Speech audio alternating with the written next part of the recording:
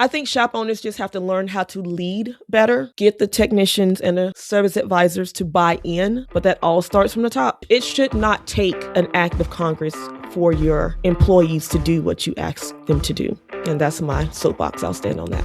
Welcome to Downshift with my sis, Tonnika Haynes. We all know as shop owners, sometimes you got to slow down in order to speed up. And that's what this podcast is all about. It's time to downshift.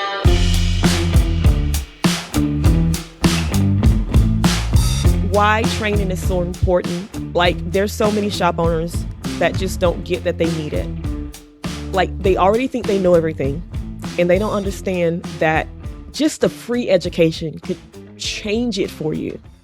Like, you don't know everything. You might be the best technician in the universe, but running a business is way different. Doing a DVI is not attacking a customer. For the technicians that think doing a DVI is a waste of their time, I'd rather have 5 good cars in my shop if I was a tech, that I got some good hours on, some good work, instead of racking 10 to 15 cars a day. Imagine racking only 3 to 5 cars a day and getting all the work out of those 3 to 5 cars instead of having to do a quick oil change on 10 to 15 cars. Knees and backs hurt. Racking a car is annoying. That is less work on the technician if the technician just buys into, I need to do this DVI. I need to check this car for maintenance. And the service advisor has already started, with Detect Auto, of course. And let me go through this car. Let me present everything. And maybe I can get my whole day's worth out of one car. But no, I think they don't see it as an investment. No, I'm not even thinking about the shop owner. No. Or the service advisor. I'm thinking about the technician. I don't it's think an they investment can see to it the that technician. Way. Yeah. Yeah. And even like we said earlier, maybe it's a no for now. But when that car comes back, that's your car. Or if that's how your shop runs, that's your car. And you've got an estimate. You've got 10 hours on this one car. And you got to rack one car. You can get your podcast going and your music going, and you're good on one day on one car. It's doing less for more. Slowing down, downshifting. Slowing it down, slowing the car count down, focusing on the DVI, focusing on increasing your ARO, getting that sales advisor, that service advisor to do their job and present what the technician is finding. Increasing the hours per RO. That's how the things happen. And that was one of the hardest lessons I learned. Because I used to think I was a quick loop place, and I would just say yes to everybody because they wanted something real quick, and I did not want to disappoint. But I didn't take the time. And the more I learned to take the time and get my team to buy in, let's do the DVI. Let's get the pictures. Let's make this happen. The car count is down. It's scary to look at my stats, and my car count is down. ARO is killing it. Net profit is killing it. Everything is killing it. The only thing is red is car count. And that's basically by design. The interesting thing for me is spending a little bit more time taking those photos. How does that not automatically get seen as a better sales tactic for the customer, a more trusting information from them? No, it does. I did it with my shop. Our average photo per DVI was 17 photos, and I challenged them to get it over 30. When we got it over 30, our close ratio grew by 10%. Our gross profit grew.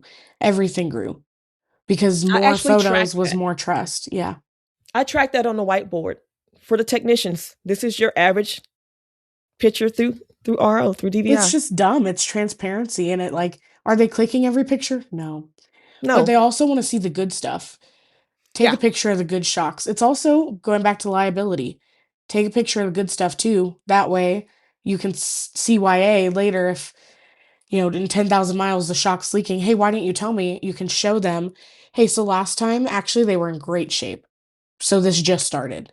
And it helps build more trust as well. And the shops that are not going to coaching, the shops that are not showing up at training, like you said earlier, we were just talking off camera, Josh, you're saying that you're going to these conferences and now you're going to all of the conferences because that's your job, but you're seeing the same people. But those are the top 10%, the people that want to keep growing, the people that want to make sure that I didn't miss something in that last presentation. What else is new? What else does Josh have? Mm-hmm. What's new? What else can I do to grow my business? We are the people that are there and trying to continuously learn. But then you've got the other shops that are so busy in the shop, but they're so broke at the same time, that don't understand if they took those 2 days off and slowed everything down and actually took an inventory of what they've got going on, they realize they have organized chaos. A hot ghetto mess. It's the picking your head out of the weeds. Like, I got to do it as well. But like, running a great auto repair shop isn't about working harder. It's about being intentional with your time, team, and how your business runs. That's where TechMetric comes in. Shop management, payments, and marketing all in one platform. Your team works from the same information. Your customers get a better experience. And at the end of the day, you actually know where your business stands. Less noise, more clarity, more control. If you're building something worth being proud of, the right platform matters. Learn more at techmetric.com or use the link in the show notes. We already know what to do. We've been to the trainings, paid for the coaching, learned the right way to inspect cars, build estimates, and talk to our customers. That's not the problem. The problem is consistency, because some days it only works when the right person is working. And when they're not, it's a whole different shop. So now you're stuck in that cycle. You need a strong team to run a great shop, but you need a great shop to attract a strong team. Make it make sense. That's why I rock with Detect Auto. Detect Auto streamlines your service processes with automations that save time, increase maintenance sales, and improve productivity without changing your whole system. It plugs in, guides your team through inspections, recommendations, and even customer communication. Now, that's not just based on memory or mood. That's how a shop runs. And let me tell you, I've been using it for over a year now. My ARO is up 63%. That's not new knowledge. That's just consistency. If you're tired of your shop depending on who showed up today, go check out Detect Auto. Book a demo.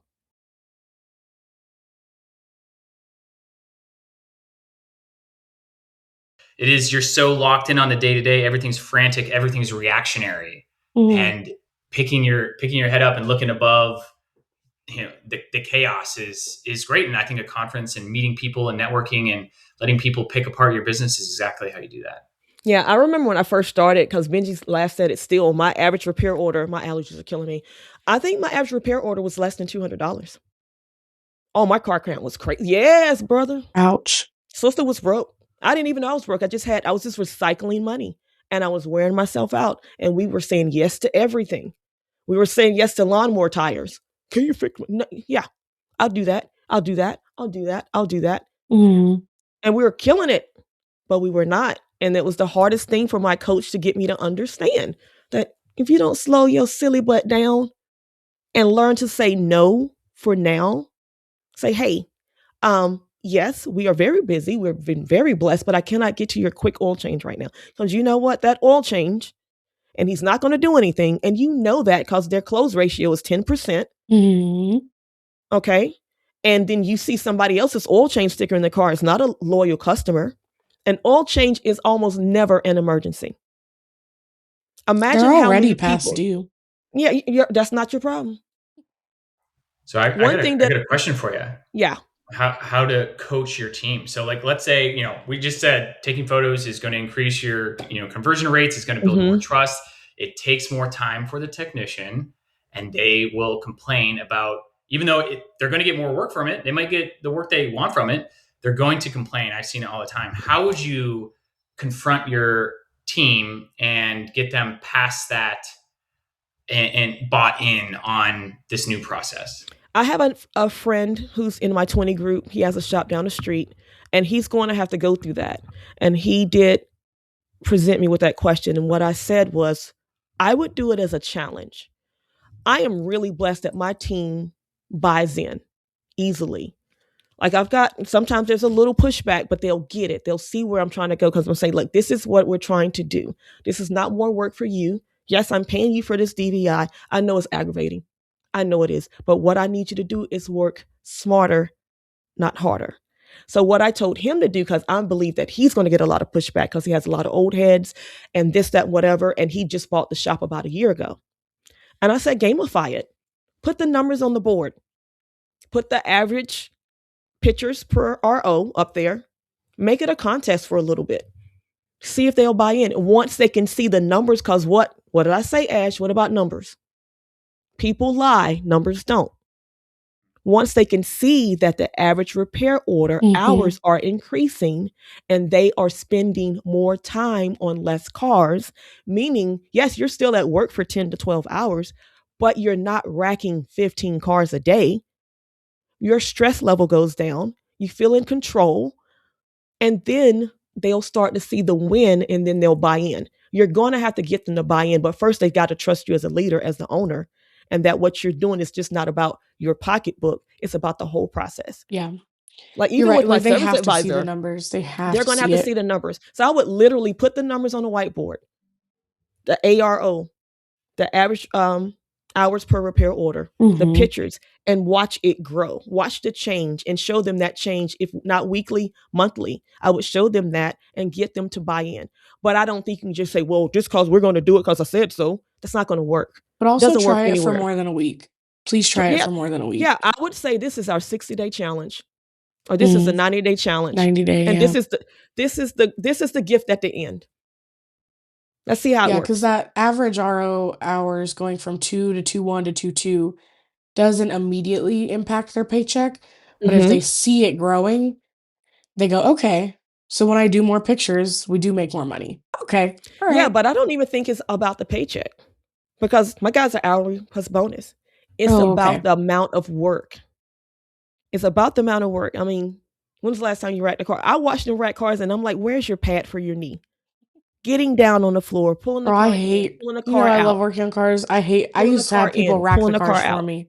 Yeah. So pulling the car in, all of that stuff, all of those little things will make a big difference. And I think that's the easiest way for a shop to get them to buy in. Now, taking photos, I think lots of shops can improve there. A lot of them have started doing that from what I've seen, especially these ones I'm meeting at conferences. But a lot of them haven't transitioned to video yet. So I wanted to hear you guys' opinion on video, and not videos on maybe everything, but I see dealerships all the time do videos. And again, it's just a next level, maybe again, building trust and visibility. And I know that's my car and I can see that, the wheel is definitely shaking and my ball joint is loose or whatever it is. Yeah. What is your guys' opinion? Videos for things like that are definitely important. I think diagnostic, showing how something failed. If you can take a 30-second clip of, okay, so when I test it, notice this is confirming it's failed. Ball joints have play. Let me show you. Yes, not everything needs a video, but especially the big trust factor issues that customers can't see. They can't see that their ball joint has play. They can see the oil leak. They can't see that sensor has failed. So those things, videos do help. The videos definitely help. But what my guys tend to do is, the younger one, AJ, he'll do his own video. But the older techs, they'll say, hey, I need to come get a video of this. And I have no problem with it. They'll grab the service advisor or someone say, hey, come get a video of this while they're shaking it. And then we'll take the video and then attach it. So, yeah. But that's I like a lot of shops are getting the glasses thing. That is cool. Getting the AI glasses for techs is cool. I'm gonna get some for me just because I want them. Now, I have had the DVI from the dealership with the whole video, and listening to the technician blabber through that video got on my nerves. No, I agree with you. I'm so-and-so, I'm your technician. I don't know. Yeah. Yeah. I think it was just him because he couldn't pronounce certain parts of the car, and I thought that was very sad. Technicians are not actors, and I think that's also a key part. Like, kind of putting them on the spot. They don't like to talk to customers. That's why they work on cars. Yeah, that's why they're in the back. So, but there's a lot of growth associated with a DVI. Like if you can just increase each ticket by 1 hour, just one more. And then they get excited to do them. Like if they don't see the DVI on our own, they're like, hey, where's the DVI? So I think shop owners just have to learn how to lead better, get the technicians and the service advisors to buy in, but that all starts from the top. It all starts from the top because it should not take an act of Congress for your employees to do what you ask them to do. So that starts from the top. And that's my soapbox. I'll stand on that. Imagine you telling your staff, Josh, that, hey, this is what we're going to try to work on now. This is the new software that we've come up with. Now we've got to push it out. I don't know how you work it. And they're like, oh, I don't like that. It's a cultural thing for us. We call disagree and commit. So I want my team to be open. And when I come to them with a solution that we will be implementing, we talk about it first. Mm-hmm. And if you disagree with it, I want to hear your opinion. Right. And we will discuss what, path potentially that we will move forward at. But once we agree on the path that we are moving forward on, you must commit. Let's if you don't commit, now it's, you being a diva and I love that. Creating problems with the team. Right. So we call it disagree and commit. I like that. I really like that. Disagree and commit. Implement that, y'all. Yeah, that just influenced me. Well, because, for example, if you got this product or I've got this idea and it's all the happiest thing, I just came from a conference and this is going to work. And I walk in the shop and like, this is going to work. They're like, and everybody says, Miss Tonnika, that is not going to work. If I say, yes, it will, because I said so, then am I leading them? No.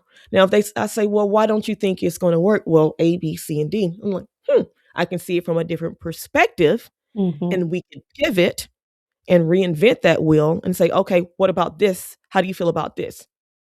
Okay, let's do that one, Miss Tonnika. All right, let's go get it. 110%. And I see this with maintenance all the time. I see, like, when I'm building a maintenance program with a team, the owner gets way more buy-in if they discuss it with the team. Hey, here's our plan. Here's what we're doing. Do we want to adjust anything? What do you think of these numbers? Do we want to do it this way? Instead of just implementing a whole system. Now, I know if you have like multiple shops and you're scaling and stuff, like there's situations where that's maybe not applicable. But if you can get your team to buy in as well and they have a say, they're going to feel more a part of it and they're going to want to complete it. Here's the crazy thing about buy-in. When you get your team to buy in, they'll buy in with or without you being there. The Monday morning meetings, I think I've said this before. I was so excited. We had snow. I came in late, but my team got there on time. And we start our Mondays at 6:45. It starts with a meeting. It was Tuesday when we went back to work. So this is not even Monday. I'm running late. I walk in the office and they are sitting there waiting for the Monday morning meeting. Okay. That was a win for me. And I was so tickled on the inside. But this is another one. When I came to my service advisors with the goal for this year, and I said, this goal for this year is going to be up by 20. I want 1.1875. And Stuart looked at me and he said, oh, so we need to do 2 million. Yes, we do need 2 million. I love that. Damn. And it just, those are the little things that you know that your team buys in, that you're leading appropriately. And that's something that I have to consistently work on is the leadership. I tell you, I didn't buy into that mess before. You do it because I said so. No. At the end of the day, I do have the last say, but all of their input matters to me. Santana came home the other day. He's like, hey, Mom, we moved some stuff in the office and we moved this picture and we did that. And I attacked. I was like, who told you to move? Who don't you move nothing in my office? He said, well, Mom, the racks were here and it's easier for them to get to the racks. So I'm sitting there and I was like, I don't like it. But I had to catch myself because everybody came together and I don't work in the front office. But I was going to tell you where to put the racks for all the ROs because I said so. What kind of leadership is that? So I was like, oh, don't you move anything else. And then I got and I said, okay, it looks nice. You were right. Yeah, you got to get your team involved. You got to get your team involved. Stimulate them. You got to, like, even with me, being open with all of our numbers. My team knows our revenue numbers. They know that is scary. Our churn. They know the ins and outs and they know their impact on it. Yeah. And what, we're a team here trying to achieve something. So yeah. All right, guys, I love it. That last 15 minutes, we're going to use that some kind of way. Ain't that right, Braxton? Yes, Miss Tonnika, we are. All righty, I'm going to go because it's 1:23. I have not had anything but tea. And I'm going to go and enjoy some Mexican food and my mortgage. And I want you guys to have a really, really good day. And we will talk to you again, Josh, okay? Awesome. Pleasure. Really. All right. Thank you. Take care. Oh, hey, did you like that episode? You ready for the next one? Click here. And if you want to be a part of my cool auntie tribe, the Downshift crew, make sure you subscribe right there. Remember, The Downshift is a podcast where we talk about slowing down to speed up. Please like and follow, and we'll see you next time.